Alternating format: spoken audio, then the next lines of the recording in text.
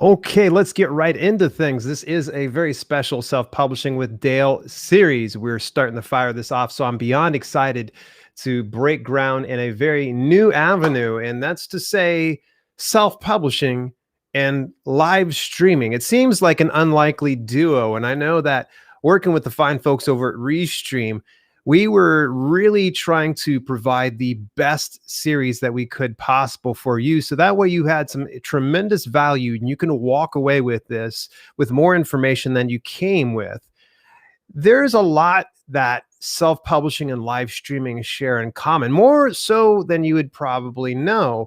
You could literally kill two birds with one stone. Now, I'm not going to sit here and say that it's going to be easy, but I think that if you've got somewhat of a step-by-step plan or an organizational workflow, it will greatly increase the odds that it will be easier for you, because this is going to be something we're going to show, and this is going to take about 7 weeks. But today you're going to really get the fundamentals of self-publishing and live streaming and how they work together. It's a new movement, folks. You're at the beginning of a new era altogether. That's to say that video and writing are starting to come together now more than ever. In fact, there's so many people across such platforms like YouTube, Twitch, and even on Facebook that they work together with this particular strategy I will be sharing with you today, where we're going to be talking about broadcasting your book. What you can expect in the coming weeks is the self-publish and stream series is going to take you from A to Z. Think of it kind of like a short course, a crash course, and that of doing self-publishing and live streaming together. I want to get it to where we remove a little bit of the friction for you, whether you're a live streamer who's considering writing and publishing your own book, or you're an author who's on the fence about using live streaming for building out your author platform. Rest assured, you stick around for the next 7 weeks. It's going to be so worth your time. I promise you. If you want to stay tuned to this series, I would recommend you subscribe to any of the various outlets or wherever you're watching it from, or you can even go put it into your calendar. If you go to dalelinks.com/stream. Again, that's dalelinks.com/stream. That'll get you set up. And speaking of setting up, I'm going to hook you up with 7 days free of the pro plan on Restream. You can go pick it up right now. Go on over to dalelinks.com/Restream. Get that. You will love it. Even if you got the free plan, I'm going to tell you it is awesome. It's amazing. And I will share why Restream is an integral part to all of this and how it all works together. So I did put together some slides and such. And keep in mind, if you're watching this live from wherever you're at, please let me know that you're hearing and seeing me okay inside the chat. Great to always see everybody join me. And I want to give a big shout out to the gang over at Restream. We're on their YouTube page and we're also inside their Facebook group. But rather than bloviating, I don't want you guys and gals to miss out on some really primo information. Okay, so let me go ahead. I've got a presentation put together, but I promise I'm not going to make it boring. I swear to you. So let's go ahead. We're going to turn this back on. There we go. Whoops. Let's jump right into the presentation here, folks. So let's talk about self-publishing and streaming. I want to let you know that this is all personal firsthand experience. So what you get to learn here is exactly what I did, because on June the 11th of 2020, I decided to put out a video, a live video that people were able to join me on. It was called Writing a Book in 24 Hours Challenge. It was a Write With Me live. Now, it might be foreign to you, but I promise you that if you can kind of understand this concept and understand there is a demand, then you will start to go, huh, now I see the opportunity.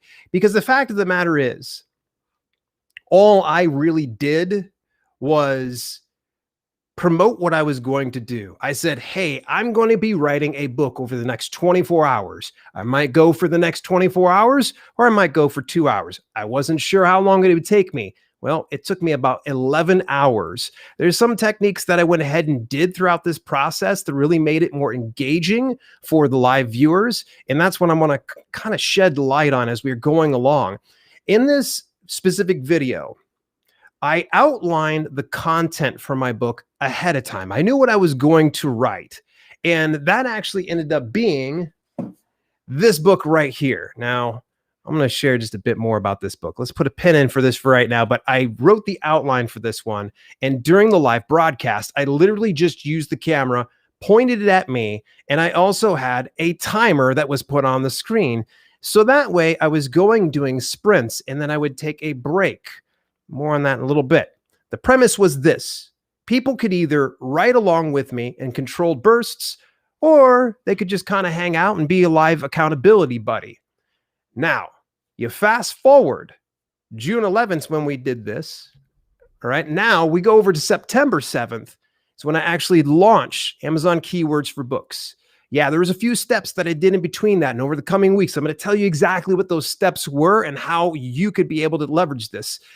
This launched on that date. It went on to sell 65 copies on launch day. That was just launch day. It continued to sell even more copies. It became a best-selling book across numerous categories, and not just some random small categories that, you could sell one copy and be a bestseller in it. No, it wasn't like that. It was very competitive. And it also became a 5-time award-winning book.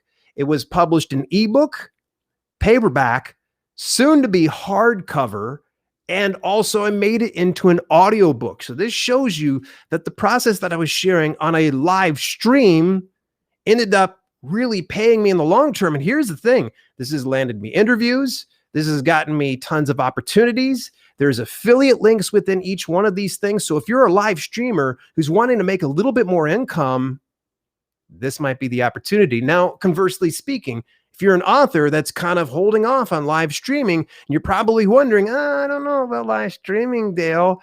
I'm going to share with you just that whole process. So just keeping it going forward here, what you need to do. So let's start it from scratch here. You need to get an inside peek and a sense of direct involvement when you're doing something like this.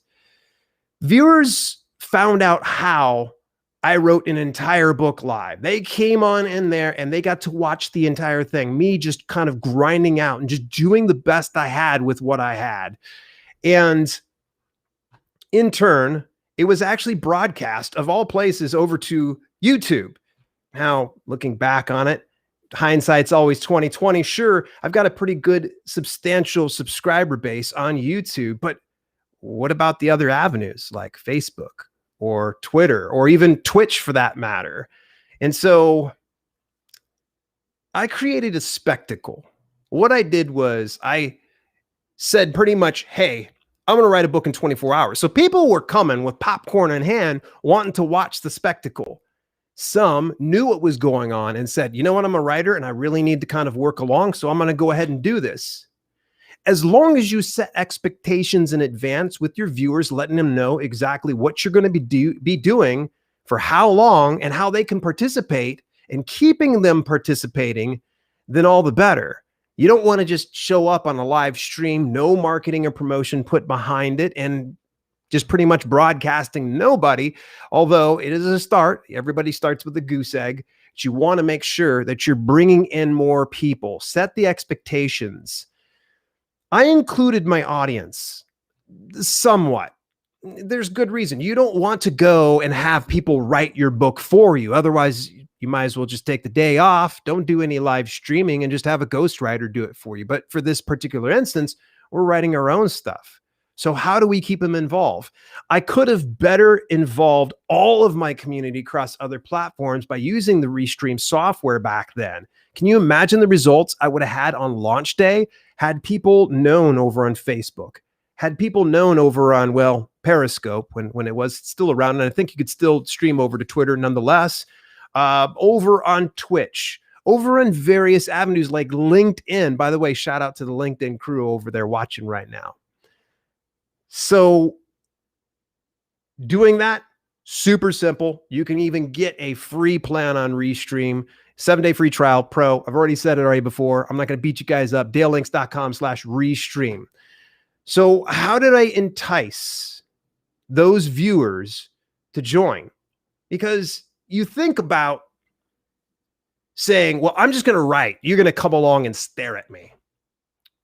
Okay, yeah, not a lot of people are going to probably be digging that. Like, oh, I get to stare at your big head. Why don't I just go ahead and watch it somewhere else? where you're doing something a bit more active. Keeping in mind, when I broadcast originally, it was just my head and a timer. There is another method that I actually ended up using later on for the other publications I put out, where I did a screen share of me actually writing the process. But nonetheless, how did I get those viewers over? So you promote the heck out of it.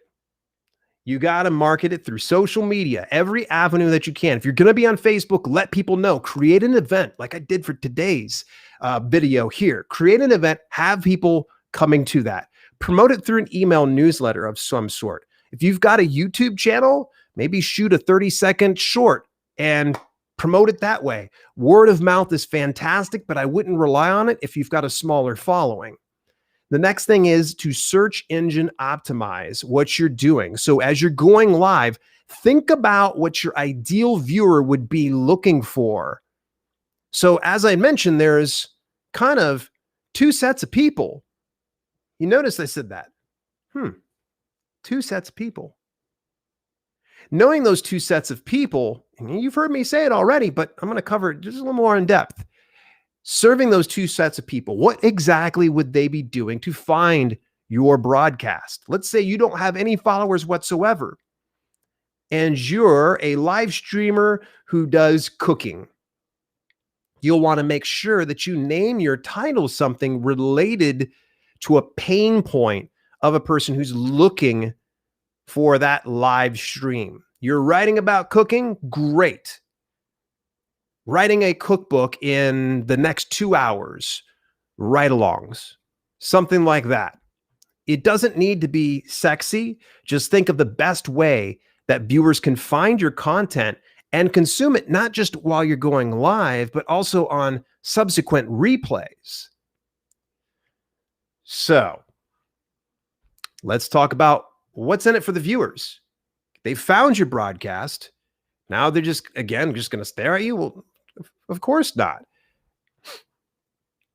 They get early access and insights to the content that you're going to be producing. So that right there is kind of fun. Some people get a behind the scenes look at how you are going to be putting together your book. Now, how did I do the subsequent live streams? As I mentioned before, I was doing a headshot of some sort on the very first one with a timer. I found it worked so much better when I was writing my document. I had Microsoft Word opened, and then I just simply hit screen share, kind of like what we're doing right now.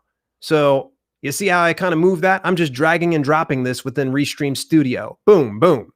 So when I'm talking to the people in between my breaks, I can have it like this. And then when I want to go to just showing the typing, I do it like this. And I could easily just mute my microphone so that way people don't hear me pecking away and working on my document and slamming on the keys, that type of thing. So that part really got more engagement, I noticed, than just the talking head stare at me while a timer's kind of going. So there's the two people I was just discussing before, and you probably already picked it out. There's going to be the people who want to participate. They want to write along with you.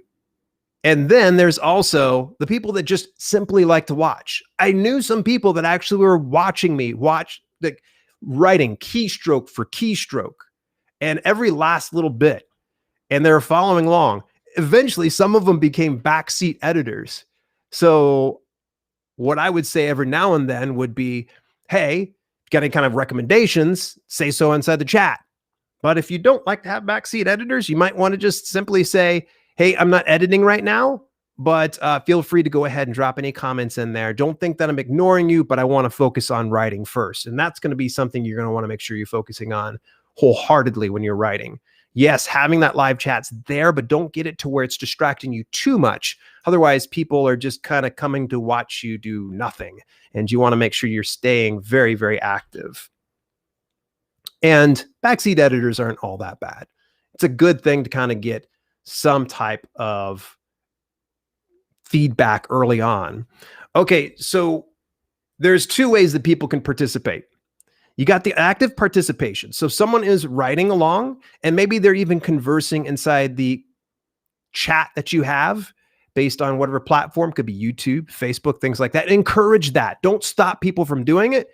And maybe as you're going along, have people share their victories. How many sentences did they write? How many pages did they do? What did they get accomplished during that time?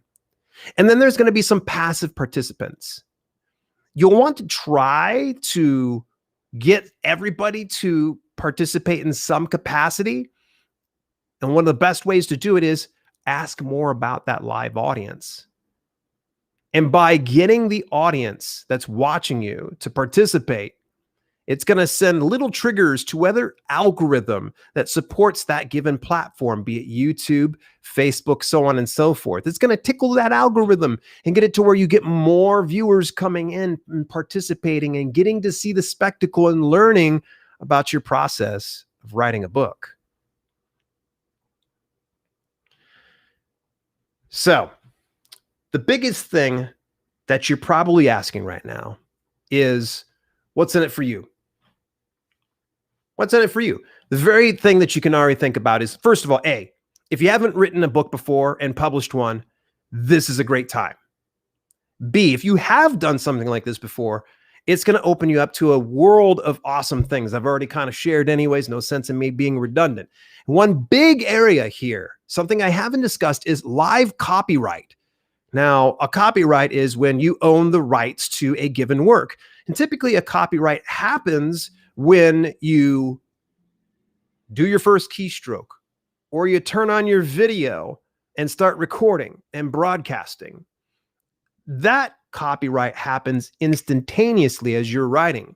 Think of it kind of like a poor man's copyright. You got proof through a digital timestamp based on the software that you use. Maybe it's Microsoft Word or Mac Pages or even Google Docs.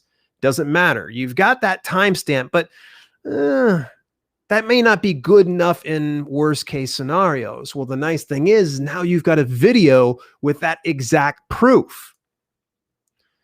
Would it hold up in court? Well, I'm no lawyer. I don't know. I can't tell you if that would hold up in court. So let me just briefly explain general copyright. Already, I discussed the fact as soon as you create the work or start creating the work, a copyright is set on that. But then there's copyright registration. This is where it makes it 100% legal. Now, based on your area of the world, whether you're in the US, it's copyright.gov, or you're overseas somewhere else, you'll need to find out where you need to register your copyright. And typically it runs like $55, $65. And it gets it to where it makes it official. It gets it to where you have the legal right. It's not required for you to have that. Even over on copyright.gov, they say you don't need to have the copyright, but it is needed in rare instances of litigation. So should you find someone who is pirating your book, or someone comes along and tries to say you pirated their book, then you've got the legal paperwork to prove that, yes, this is in fact mine. And that's what courts want if for some reason that happens. So all that to say this, you get yourself registered. That might cost a little bit. But let's say that you don't have it. At least you have the live video proof of you working on the manuscript that you did. This builds awareness also, and it also builds hype for your upcoming release, because people got to see the foundation that you laid out over on live video. Now they're a little more invested than, say, if you were to put out a tweet saying, I'm going to write a book and it will be published later this year. Great. Let me know how that goes. You could say, I'm getting to write a book and publish it. You get to see the first keystroke. Come join me. A lot of really cool things to consider here. Let's keep moving forward, because now you need to know how to write and live stream. The whole process. This is what we're talking about today. Now, what I did was I created the time productivity sprints. Well, I shouldn't say I created. I used the time productivity process here. And when I say this is, if you've ever heard of the process, it's called the Pomodoro technique. And it's actually meant for cooking. It's typically a sauce of some sort. But in this particular instance, It's a way to get it to where you're being productive in your time. And how it works is you go 25 minutes of intense, focused work. Nothing distracts you. 5 minutes, you take off, you relax. This is the part where you re-engage your live audience. That 5 minutes, you need to be jib-jabbing, asking questions from people. What are you working on? What do you think about what I've been writing so far? What is your favorite book? What's your favorite color? Doesn't matter. Get them engaged in that 5 minutes. You're going to do about 4 rounds of that. Now, that's about 2 hours of work. If you want to keep going, you would take a 15-minute break in between the next set of rounds, which would be 4 rounds of 25 minutes on, 5 minutes off. It's super simple to find any number of timers. Honestly, it doesn't sound sexy when I'm going to tell you. Google it up. It's just that simple. But I will tell you the timers that I typically used was actually at pomofocus.io. That's pomofocus.io. pomofocus.io. All you got to do is just search up Pomodoro timer, and that will help keep you on track. If you got a timer on your phone, you can also use something like that. Either way, whatever you decide, even if you don't want to use Pomodoro, there's different timers that you can use. The timers help keep things on track. I've seen a few times people fail miserably when they're doing some of this specific ride-along technique that essentially they start to bloviate and they're talking and talking and talking, yet doing no work.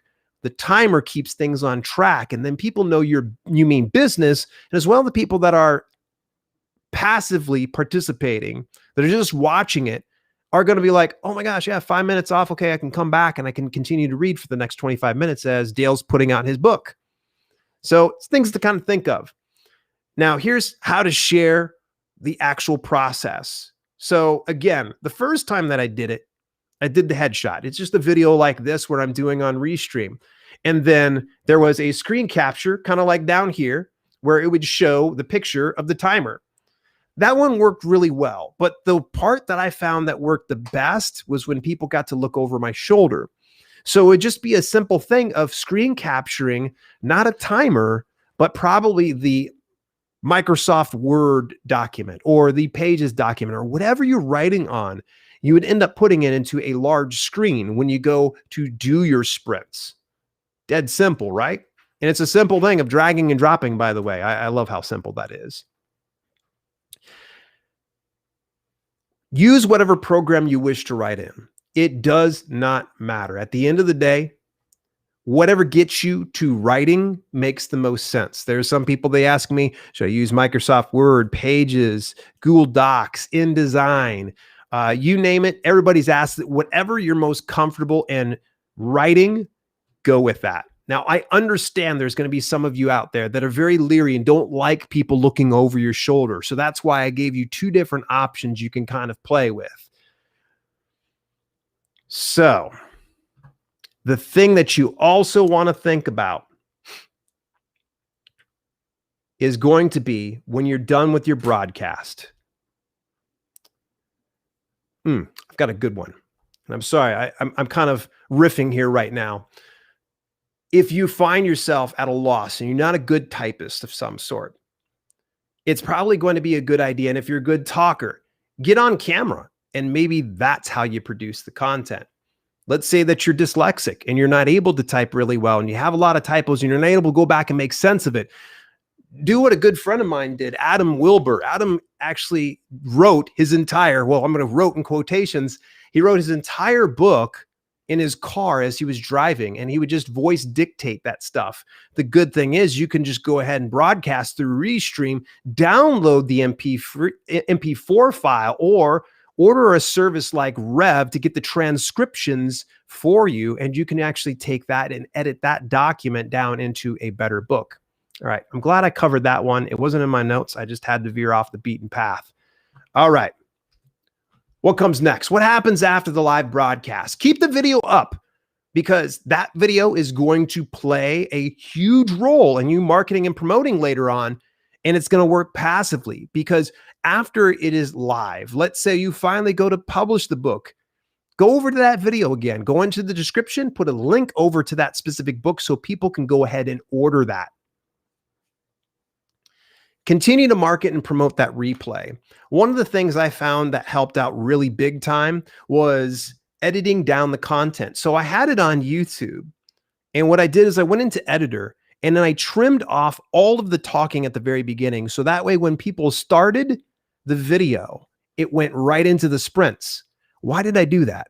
Well, I did it purposely so that people could come back and continue to use that as a timer, and they would just type along and follow along. Here's the crazy thing. This gives viewers the reason to come back for a ride along. If they already did it and they enjoyed themselves the last time, it's proof that 2,200 views on the original video. By the way, 2,200 views since last year, June 11th. Not bad. 30 concurrent viewers. So you can see there's a lot more passive traffic that came in and consumed the content and continue to come back and watch that. So there's so much stuff that you can do about this. I don't want to overwhelm everybody with this. I wanted to kind of give some good broad paint strokes on this that we're going to be covering over the next 7 weeks, every Tuesday at 2 p.m. Eastern Daytime. If you want to get involved with each of these steps, make sure that you go over to dalelinks.com/stream, and it will actually get you the calendar link and all of those things that you need to be notified so you don't miss a single one of these things. Now, I've got a little bit of a bonus. It's an extra suggestion. I told you that you could go through and edit down and have people replay, and that's great. Let's just say, for instance, you go to publish the book, take the video down, but you're going to leave it unlisted. So anytime someone goes and buys your book, maybe you have get the insights and secrets to how this book was published when you visit xyz.com, wherever that video might be set up at, and put it as an unlisted or private link for your readers. And it's just that extra bonus and something that gets them to where they're a bit more invested. It's going to build a little bit more of the know, like, and trust factor in you. So how did I do all of the other things? There was a lot of stuff. I wrote a bunch of stuff on live stream and I shared all this stuff with you, but like, okay, what do I do? How do I get it all edited down? Do I market it a certain way? Is there a way I need to be bringing people in there? And I know those are a lot of great questions. You do have to stay tuned for the rest of the 7-part series every Tuesday at 2 p.m. Eastern Daytime. By the way, get yourself a 7-day free trial of the Pro Plan Restream. That's the one that I personally use and I love because I can reach out to all different avenues. I've been using Restream for, gosh, the past few years now. So big thanks out to that gang there. dalelinks.com/Restream. Get your 7 days free trial of Pro. You will thank me. Now let's go ahead. I know I've been ignoring some of you guys and gals as time went on, but it was for good reason. I want to make sure we get through the broadcast. I'm going to open up the floor for the next 15 minutes to answer any kind of questions or comments. I see Thomas A. Bradley joining us over on YouTube. George over on Facebook, thank you so much for joining. Mojo C. Lack, great to see you. SL Michaels. Thomas A. Bradley, I told you I infected you. No, I don't use Restream Studio too often, but to work with this whole thing, I wanted to make sure I was sharing it as an example. I will most times use OBS, but the problem is with OBS, Thomas, is it's got a steep learning curve. With Restream, you can just open up the dashboard and it's fairly intuitive. Drag and drop type system. Again, you saw how I did this. Just that easy. And I mean, I can even bust up a different graphics here. So you've got this. I can even shut this off right here. And then it's all set. So this is one of the reasons why I wanted to kind of share how simple it is for you. And we're going to be covering more of that as the weeks go on. So Tony Jacobson, great to see you. I see some applause. Everybody's laughing probably as I kind of botched my way through getting things going. Sean Cullen, great to see you there. Ex-Nemesis. Hey, Dale and everyone. Nick Lang, great to see you. And by the way, this is aggregating out across Facebook, 2 YouTube channels, and LinkedIn Live. So let me know where you're watching from. Definitely would love to know any questions you might have. Wib Media says, I would know why the $19 paid version, we cannot get it off. I will cancel -1. I need more context there, buddy.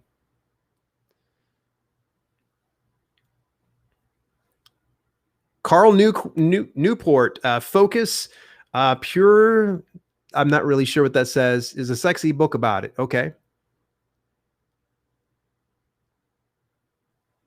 Let me go ahead. I'm going to switch over and let's highlight a couple of these comments here. Yes. So here's someone who actually followed along with me, Rusty Knox. Actually, Rusty was working his day job. This is a great example of involving your community and such and people that are supporting you. Rusty came with me on a number of these live writing sprints. I believe he was kind of working his day job, and in between times he would sit down and write a lot of his stuff on his phone. So that was kind of cool that he was able to kind of contribute in that capacity and was able to crank out some work. So that was really cool. Another great example of involving your community. I see Sybil says, wow, so much to take in. Hope to find recommendations on video equipment and apps. So I can cover that one really easy here. Actually, I've got another channel called Live Streaming Tech on YouTube where we talk about things like this, and Restream's an integral part to our message. We've been using them for a long time, even prior to us talking with the company and such. So when it comes to video equipment and apps, less is more.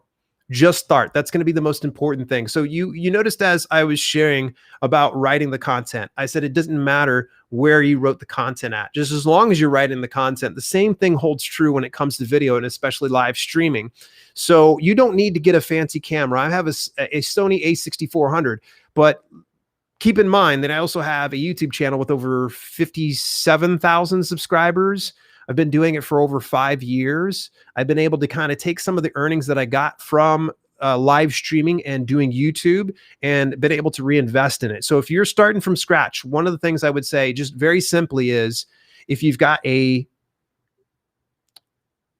laptop with a camera put in it, it's not the greatest quality, it works.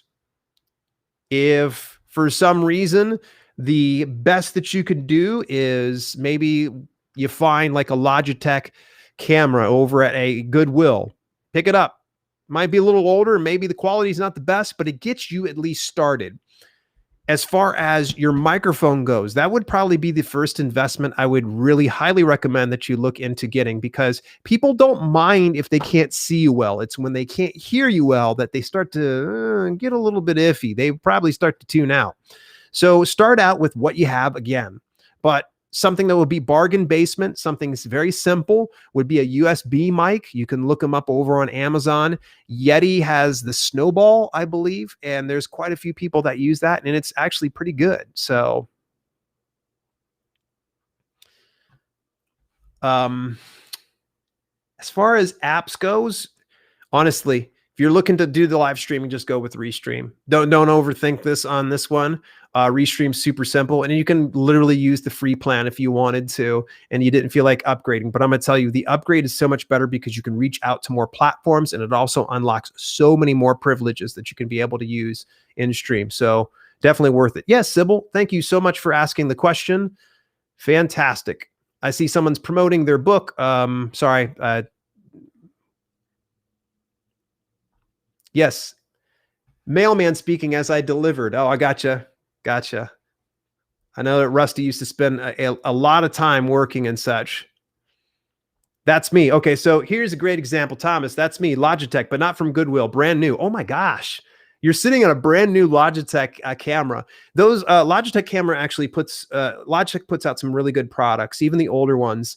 If there was a recommendation, I think I'm coming back to you, Sybil. Logitech C920 typically runs about $50. It kicked up a little bit during the pandemic for like 60 to 70 bucks, but it's certainly worth it. Certainly worth it. Is there a time limit on the 7-day free trial? Like, have to get in the next 24 hours? No, it should be open. It should be open unless they remove the deal from me. But the 7-day free trial, you should be able to go use dalelinks.com/restream, give it a shot. Oh, not to promote, but okay. So I had somebody who was sharing their book. I'll have to look at that some other time there, buddy. Yeah, it's just a little one you've been using. Yeah, and Thomas actually is a great example that, whatever you have, it works. Like don't overthink this. It is a very, very simple process. If you've ever been trying to think of the best way, if you've ever done a video chat with somebody else, any video chat platform, okay?